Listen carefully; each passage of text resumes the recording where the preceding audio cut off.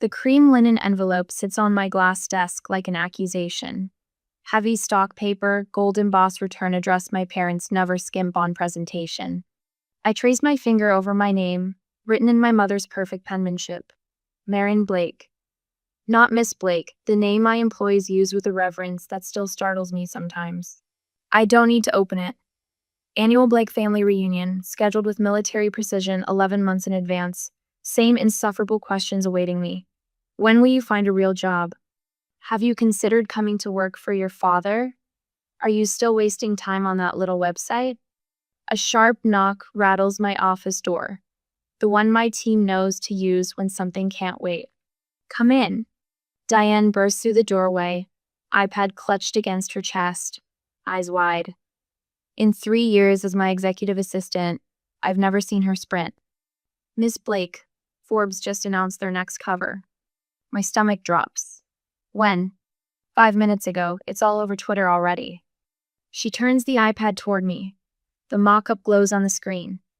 My professional head, the one I reluctantly allowed for our investor deck against Forbes' red background. Marion Blake, the quiet force behind a $1.3 billion creative tech platform. My hands shake as I take the iPad. 12 years of careful anonymity shattered in a headline. Who leaked it? My voice sounds distant to my own ears. Legal is already on it.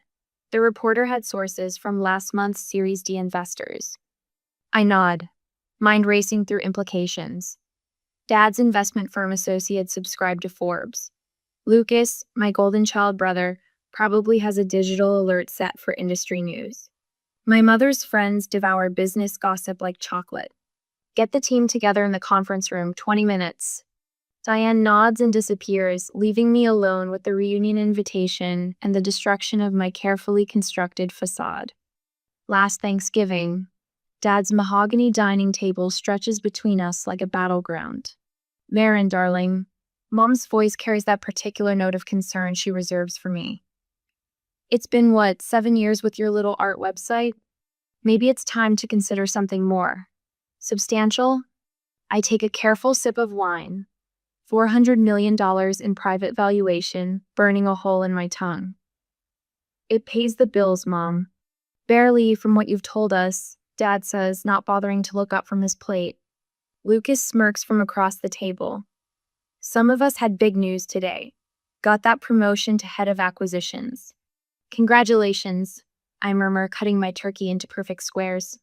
Your brother understands business fundamentals, Dad says. When you're ready for a real job, we'll find something for you at the firm. I smile and nod, the same practiced expression I've perfected since graduation. The one that hides my empire.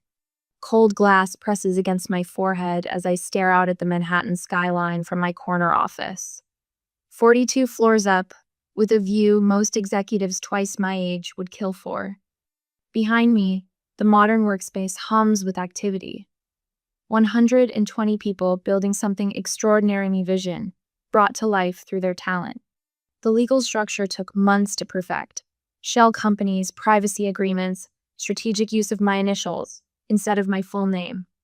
All to keep Marion Blake separate from MB, Innovations in Public Records. A gentle tap at the door frame. Lisa, my chief legal officer, waiting with my executive team. We need to talk about the Forbes piece, she says. The 5 of them file in my carefully selected inner circle, the only people who know the full truth about who owns this company. The concern on their faces mirrors the tightness in my chest. What's our response? Asks Marcus Maiku.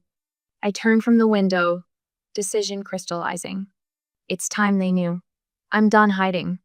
My closet tells 2 stories.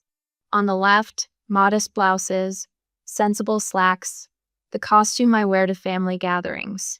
Clothes that say, struggling artist, barely making rent. On the right, Armani, Chanel, Burberry. Power dresses and tailored suits I wear in boardrooms, where men twice my age listen when I speak. I stand before the mirror in silk and cashmere, studying my reflection.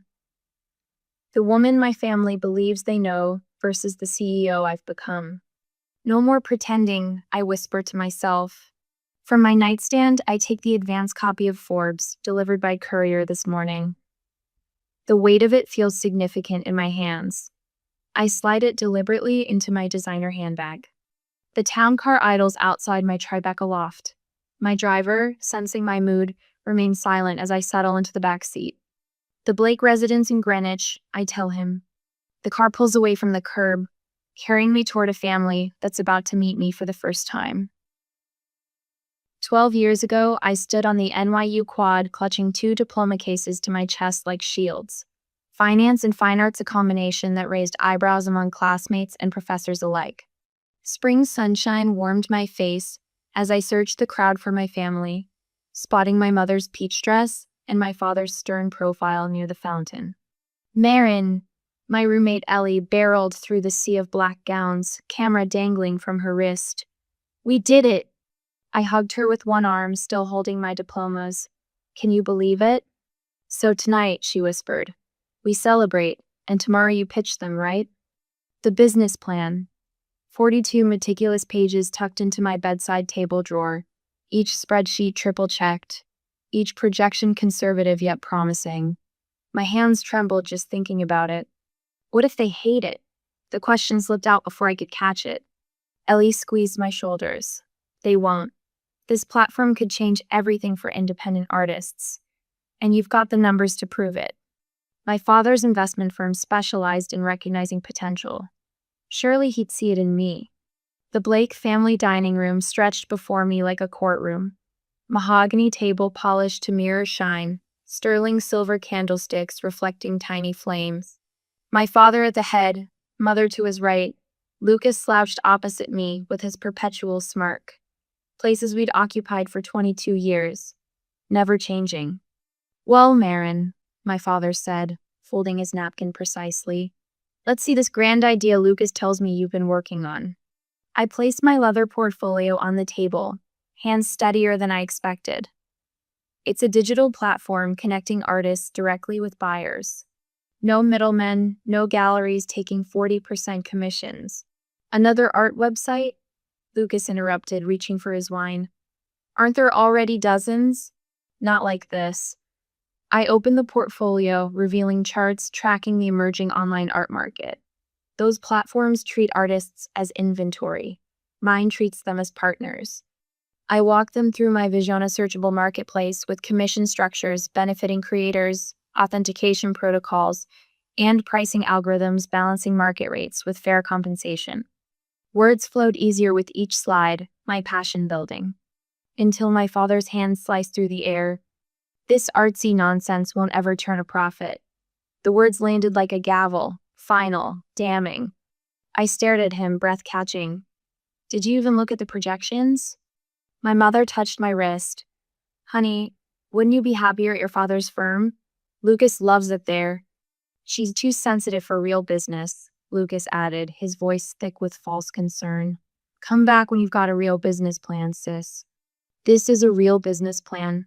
I flipped to my financial projections, 5-year revenue forecasts meticulously charted.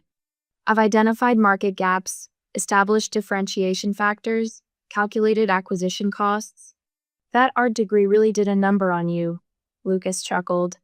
My father leaned back, drumming his fingers against the mahogany. What are you asking for exactly? I met his gaze directly. $300,000 for 30% equity. The laughter started with my father, a sharp bark that transformed into a full-throated roar. Lucas joined in seconds later, shoulders shaking. Even my mother covered her mouth, poorly disguising her smile. 300,000?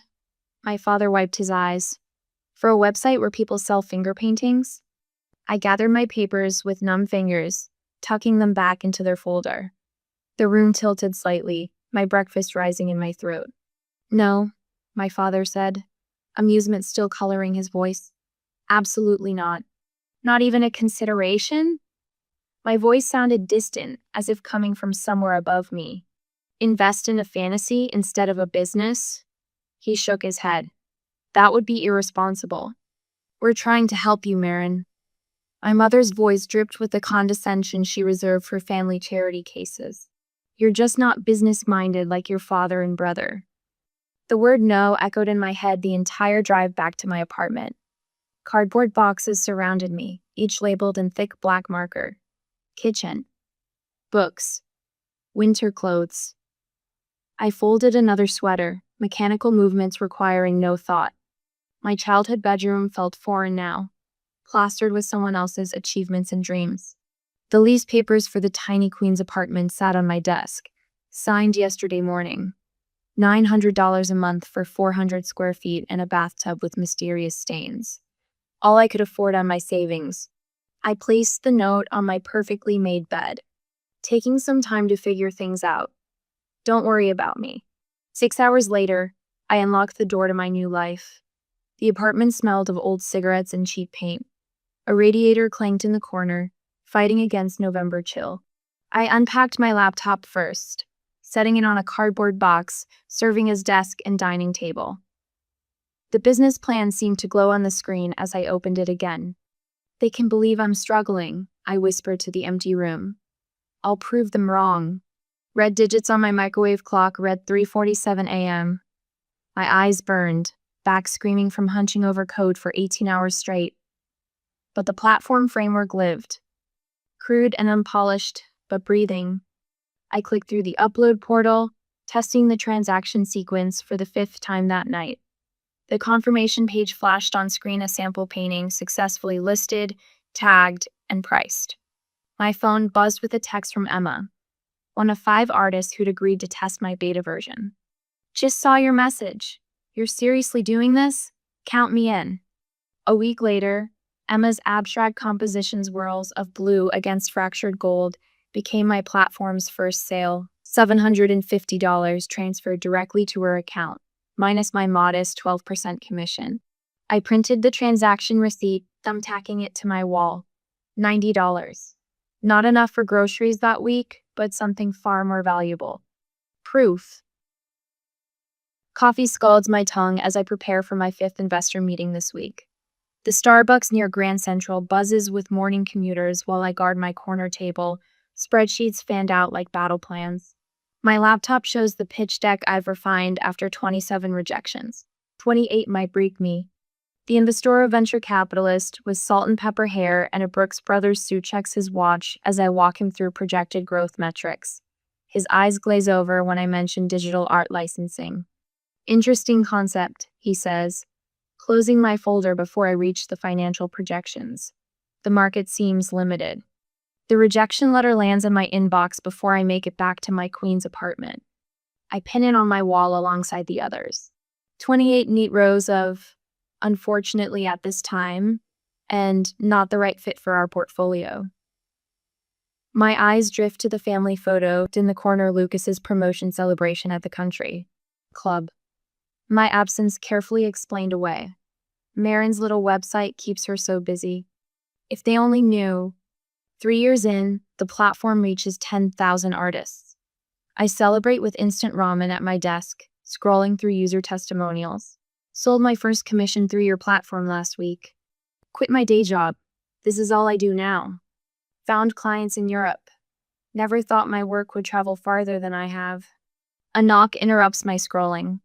Katie from accounting, one of 5 employees, crammed into our first real office, stands in my doorway. The space boasts water-stained ceiling tiles and temperamental heating, but the rent doesn't make me flinch when signing the monthly check. The advertising agency called, she says, trying to contain her smile. They want exclusive rights to 20 artists for their new campaign. Which agency? Larson and Pine. The agency that rejected my application for a junior design position 2 years ago? I lean back in my chair, permitting myself 5 seconds of satisfaction before nodding. Send them our premium client contract. 7 years after that first rejection at my parents' dining room table, I stand at the window of our Soho office. Employees fill the open floor plan, graphic designers, developers, account managers, my creation breathing and growing beyond my wildest dreams. My phone buzzes with a text from my mother. Thanksgiving dinner next Thursday. Lucas bringing his new fiancée. Dad wants to know if you need money for a cab. I slip the phone into my pocket as Marcus, my newly hired COO, Approaches with champagne and plastic cups. $12 million valuation. Not bad for a little art website. He's the only person who knows about my family, about their dismissal of everything I've built. The investors wanted 51%, I remind him. But settled for 23%, he counters, handing me a cup, leaving you with controlling interest and a very impressive personal stake. Nobody knows it's me, I say, watching the bubbles rise in my cup. The legal structure makes sure MB Innovation stays separate from Marin Blake. Does that bother you? Not getting credit? I think about last Christmas, my father patting my shoulder with the same pitying look he's given me for years. Anonymity has its advantages. So Marin, Lucas says, swirling expensive bourbon in his glass at our parents' anniversary dinner. Still playing with that art website? What's it been now? 9 years? Something like that. I push food around my plate, the designer watch hidden beneath my sleeve worth more than his monthly salary. You know Dad's firm is expanding. We could use someone to manage our social media. Nothing fancy. Just schedule posts, answer comments. Mom touches my arm. Think about it, honey. Health insurance. Regular hours. I'm managing, I say, the understatement so profound it nearly makes me laugh. Dad doesn't look up from cutting his steak. The offer stays open, when you're ready for stability. I nod, silent. My company just closed a deal with Sotheby's to authenticate digital art. But they'll never know. 3 years before the Forbes cover, I sit alone in my office, scrolling through financial news. A headline catches my eye. Blake Investment Group faces liquidity crisis. My father's company legacy he built teeters on collapse. The article estimates 200 employees could lose their jobs by month's end. The family group chat buzzes with emergency meeting details. My name isn't mentioned once. That night, I pull company filings, industry reports, anything publicly available. The picture forms clearly. An $8 million shortfall after a major client pulled funds unexpectedly. Not insurmountable with the right investor. But traditional banks move too slowly, and private equity would demand controlling interest. I call Lisa, my chief legal counsel. I need a shell company created. Tonight. For the art acquisition in Milan, she asks. For a different kind of acquisition. And Lisa? Total confidentiality on this one, even from the executive team. 3 days later, Blake Investment Group announces secured bridge financing for Meridian Capital Partners, a shell company that exists solely on paper and in my attorney's filing cabinet. The confidentiality agreement stipulates no contact between the lender and Blake Investment Group, beyond quarterly repayment confirmations. I watch from afar as my father holds a company-wide meeting announcing jobs saved, crisis averted. His employees applaud, while he takes full credit for securing unconventional financing through personal connections. I permit myself a single satisfied smile. Today, my company's valuation hits $1.3 billion. My personal net worth just under $400 million sits, mostly in company equity, real estate, and strategic investments. 120 employees fill our Manhattan offices. Thousands of artists build careers through our platform. Museums in 4 countries showcase digital art we've helped authenticate and preserve. And still, at family gatherings, I'm poor Marin with her struggling art website. Until Forbes decided otherwise. I stand in my conference room, facing my executive team, the only people who know the full truth. They've seen my silence at family gatherings, heard snippets of conversations where relatives offered to help me find something stable. They understand what the magazine cover means. What's our response? Marcus asks. I think about the $8 million my father never knew came from me. About the thousands of artists finding their voices through my platform. About the quiet satisfaction of building something extraordinary, while those who should have believed in me first continue to dismiss me. We confirm the story, I say. It's time they knew. Have you ever helped someone who didn't know it was you? Is anonymous generosity more meaningful than public recognition? Share a time when you gave without expecting credit in return. The Blake family estate looms before me, Georgian columns rising like sentinels against the evening sky. I gripped the steering wheel of my town car a moment longer, watching cousins and aunts I haven't seen in years sweep up the limestone steps in tailored suits and cocktail dresses. My outfit, a simple navy sheath dress, reveals nothing of my wealth except for the vintage Cartier watch at my wrist. One indulgence, one tiny crack in my facade. I take a deep breath and step out into the cool evening air. Marin, you made it. My mother's arms encircle me briefly, her Chanel number 5 wrapping around me like childhood memories. She steps back, appraising me. You look healthy, dear. Her favorite euphemism for you could stand to lose weight. I swallow the retort rising in my throat. Thank you, Mother. You look well. My father appears behind her, distracted by something on his phone. He glances up, nodding. Marin. Then back to his screen. Not a businessman tonight, a father. Yet business always comes first.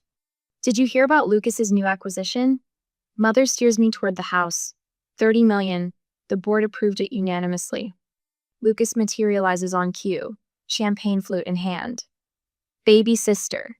Still keeping that little art website afloat? His smile doesn't reach his eyes. I closed the Peterson deal yesterday.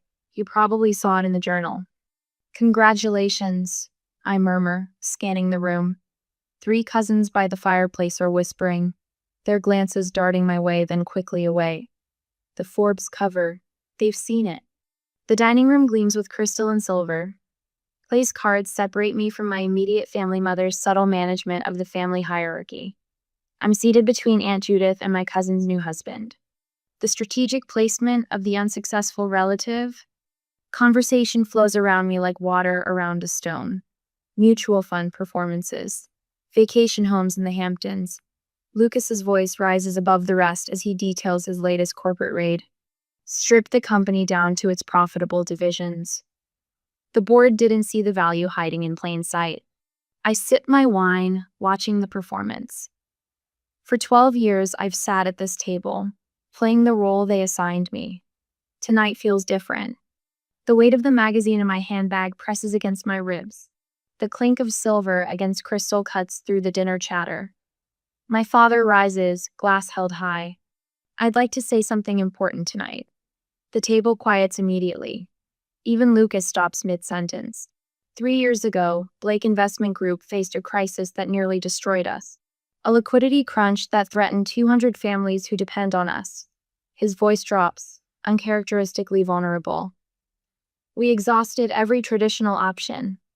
I set my fork down, pulse quickening. Then, when all seemed lost, a mysterious investor stepped in.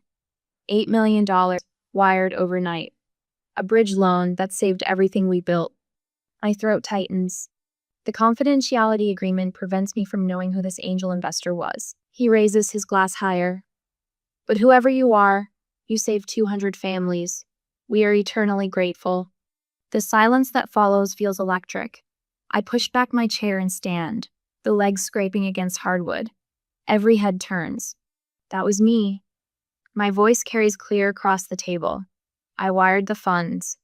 My father freezes, glass still raised. I meet his eyes directly. I just didn't feel like hearing your lecture again. Forks hover in midair. My mother's wine glass tilts dangerously in her suddenly slack grip. Lucas's face drains of color, making his teeth look unnaturally white in his frozen smile. My father stutters. You? That's not. How would you? I reach into my handbag, the weight of 12 years of dismissal fueling my movements. The Forbes magazine slides across the polished mahogany toward him. There's something else you should know. His eyes drop to the cover. My professional headshot stares back at him. Marin Blake, the quiet force behind a $1.3 billion creative tech platform. 1.3 billion? The words croak from my father's throat. A collective gasp ripples through the room. My mother's wine glass finally slips, red liquid blooming across white linen like a prophecy. Lucas grabs the magazine, knuckles white. This can't be right. That little art website, I say softly, the one you've been asking about for 12 years. The silence in the room has weight, substance. Years of judgment and dismissal crystallized in a single frozen moment. I remained standing, watching the reality sink in. The daughter they believed was struggling has been quietly building an empire. The idea they laughed at now employs hundreds. The investment they refused has returned thousands of times over for someone else. For the first time in my adult life, my family sees me. The phone hasn't stopped ringing since the reunion. 2 weeks of sudden interest from people who barely acknowledged my existence for a decade. Your father called again, Diane says, handing me a stack of messages. 3rd time today. I flipped through the pink slips. Dad, Mom, Lucas, 3 cousins who never remembered my birthday, and an aunt who once told me art degrees were for people without real ambition. He says it's urgent, Diane adds. Funny how 12 years wasn't urgent, but 2 weeks is. I dropped the messages into my drawer, along with the others. Anyone else? Your mother left a voicemail. She's crying. Of course she is. Mom's tears always available when her reality is disrupted, never when her children needed comfort. She said she was just worried about your stability all these years. Diane's tone makes it clear what she thinks of this rewriting of history. I nod, remembering Mom's precise words at the reunion. Why didn't you tell us, darling? We would have celebrated every milestone with you. The same woman who once suggested I get a sensible job with benefits because my little website would never provide security. Dad moved from disbelief to calculation in the space of 10 minutes. I watched his eyes shift from shock to assessment, measuring my worth in a way he never bothered to before. By dessert, he'd claimed he always saw the potential in me. Lucas was fastest, smoothly transitioning from stunned silence to, I knew you had it in you, sis, before the coffee was served. Classic Lucas, rewriting the narrative to position himself favorably regardless of facts. My phone buzzes with a text from my cousin Jennifer, who suddenly remembers our special bond from childhood. The same Jennifer who ignored my fundraising email 6 years ago for the artist grant program. Miss Blake? My assistant's voice pulls me back. Your 3 o'clock is waiting. I straighten my Armani jacket. Thank you, Diane. A month passes. The family texts have slowed from a flood to a trickle. I've answered enough to maintain civility without surrendering boundaries. Spring sunshine streams through the floor-to-ceiling windows of my corner office. The view of Manhattan stretches before me, a testament to 12 years of persistence. The intercom buzzes. Miss Blake, there are 2 gentlemen here without an appointment. They say they're family. My stomach tightens. Names? Richard and Lucas Blake. Dad and Lucas. Here. Now. I take 3 measured breaths. Send them to the blue room. Tell them I'll have someone with them shortly. Through the glass walls of my office, I watch Dad and Lucas follow my assistant. Their heads swivel, taking in the modern workspace. The 60 employees visible on this floor alone, the awards lining the corridor walls. Lucas reaches out to touch the glass trophy from Fast Company. Dad's eyes find my nameplate on the corner office door. I text Marcus, my COO. Family ambush. Blue room. Need eyes. He responds immediately. On it. I give them 20 minutes, just long enough to marinate in the reality I've built without them, then check Marcus's assessment. They have a pitch deck. His text reads. Looking for investors in a new art licensing platform. Asking for meeting with MB Capital Rep. My investment arm, the one they clearly don't realize is me. They specifically mentioned $2 million seed funding, Marcus adds. A tech platform for licensing art. The irony burns cold in my chest. I'll handle it. I text back. The blue room falls silent when I enter. Dad half rises from his seat, recognition and confusion battling across his face. Lucas freezes mid-sentence, the polished pitch dying on his lips. I take the head chair, the one they'd left empty, for the imaginary investor they'd planned to impress. Gentlemen, I smooth my skirt beneath me. I believe you're pitching to me. Dad sinks back into his seat. Lucas's Adam's apple bobs as he swallows. Marin, Dad recovers first. We didn't realize. Dedham Capital's mine? Clearly. I gesture toward their presentation, still projected on the wall.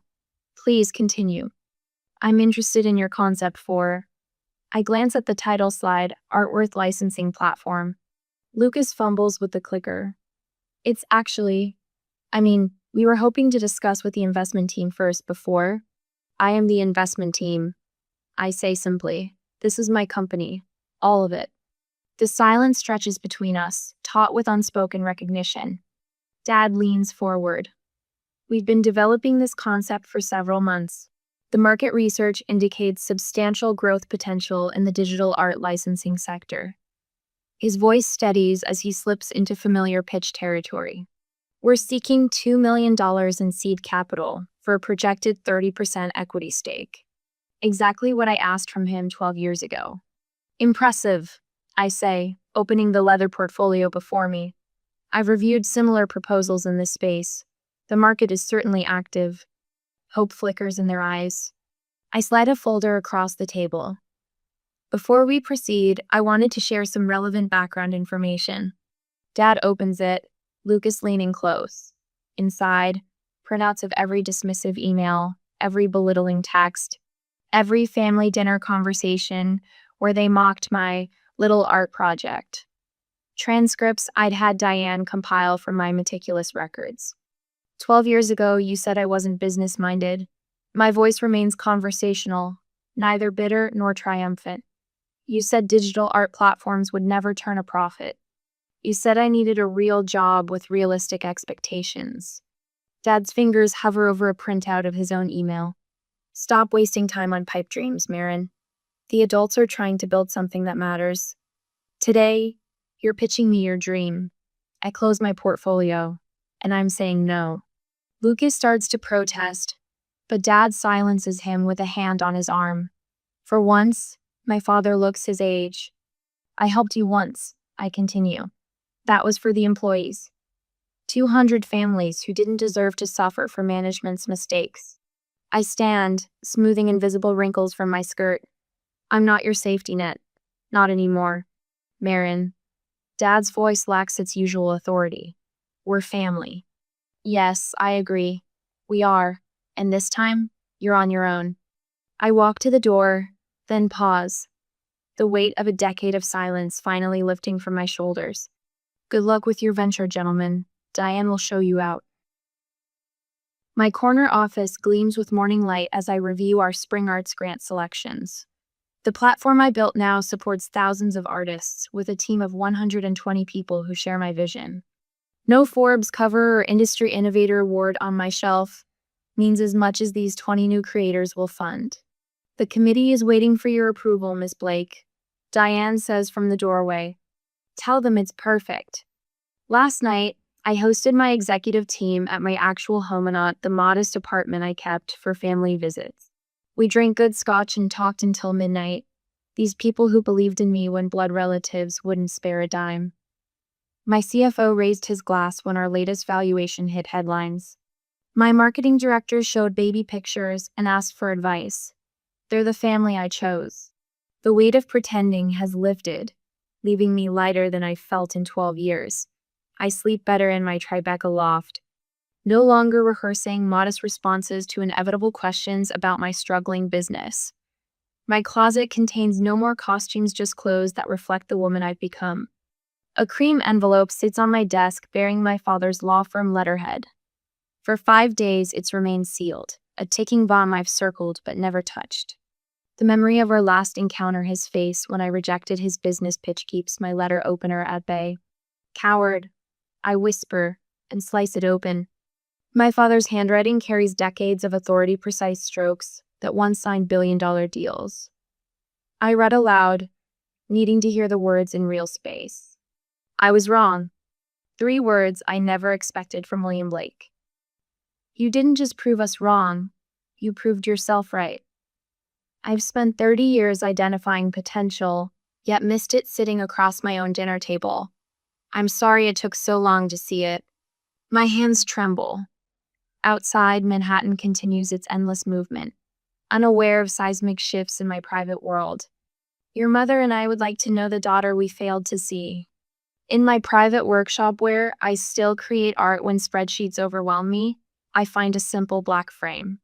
The letter slides in beside another document, the first email rejection from my father's assistant. Mr. Blake regrets he cannot provide funding for your project at this time. Two bookends to a journey I never planned.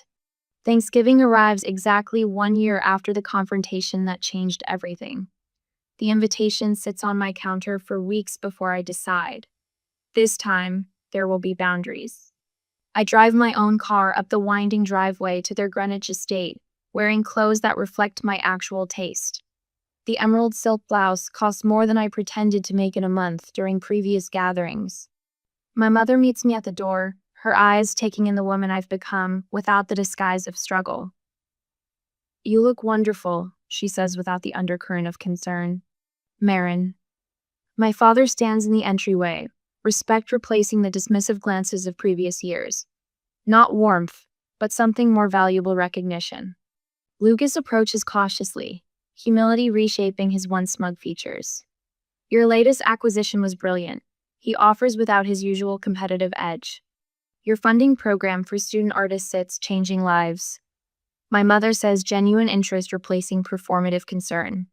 She asks questions about selection criteria instead of when I'll find a real job. From across the room, I watch them, these blood relatives, adjusting to truth rather than comfortable fiction. The path from dismissed to dominant stretches behind me, but the view ahead matters more. I catch my reflection in the antique mirror that's hung in the dining room since my childhood. The woman looking back stands straight, unburdened by secrets or others' expectations.